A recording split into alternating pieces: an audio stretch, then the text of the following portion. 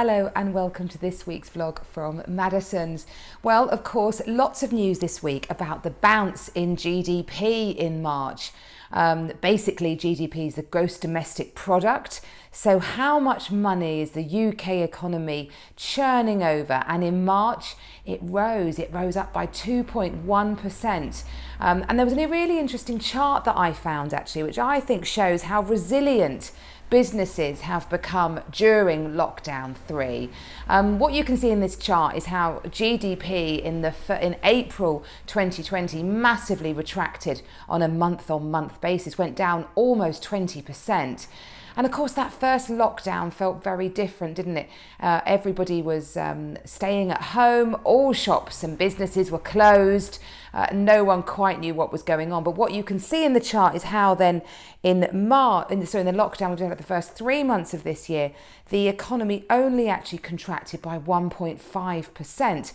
And I think that just shows how adaptable businesses have become. It was interesting to see many shops now classing themselves as essential shops, so they were staying open. Lots of restaurants doing click and collect or improving their online offering and adapting overall with greater efficiencies to the pandemic. So costs going down for many businesses as they'd adapted in the previous year. As many of you know, I have often said that the economy during lockdown is like a hose pipe where someone's put the foot on it and the money is going in, but it can't flow out. There was £150 billion of excess money sitting in people's bank accounts as we came out of lockdown 3. And of course, I always felt that money would flow the minute that lockdown was lifted. It was quite interesting.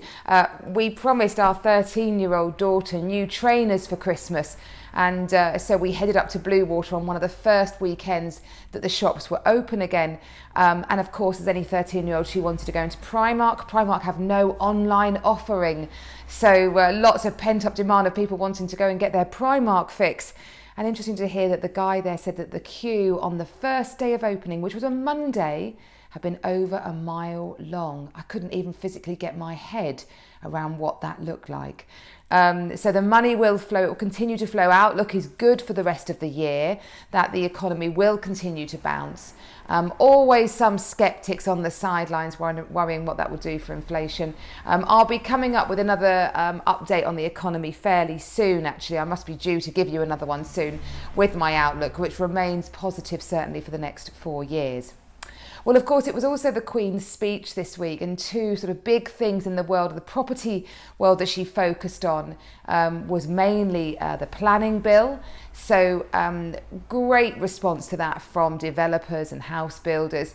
It's designed to simplify the planning process in the UK to meet the enormous demand that we have for more new homes, housing, and to cut much of the red tape that exists around it, especially in the northern regions, and to create more of a culture of home ownership by simplifying the process, making properties more affordable.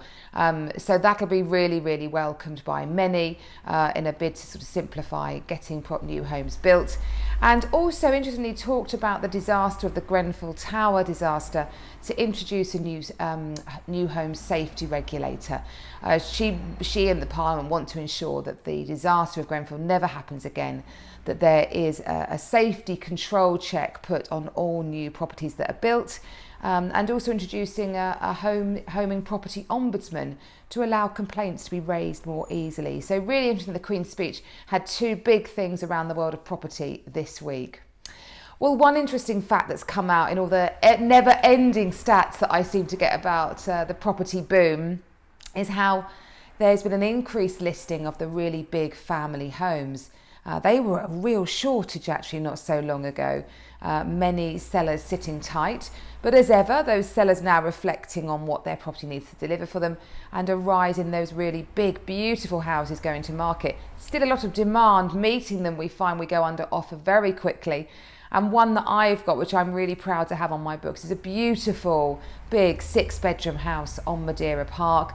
Madeira Park, of course, heart of the village. Very popular area to live in, beautiful architecture, predominantly Victorian, a few Georgian twists back, but also in Madeira Park a lot of Edwardian architecture.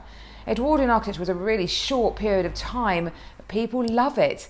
The ceiling heights went up again, real attention to detail, that arts and crafts movement at the turn of the century coming in the carpentry work and the windows that you often get in Edwardian properties, and their proportions are very, very strong.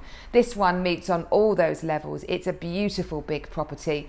Don't often come to the market, these big ones, proving popular. So if that's of interest, it's on at a guide of £2 million.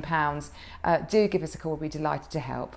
I hope you have a good week. Of course, we're easing out of lockdown still further, so I'm looking forward to bringing you details of lots of events that are coming, just like I used to do in the old days. How very pre-pandemic that feels. Have a good week, look after yourself, and see you soon.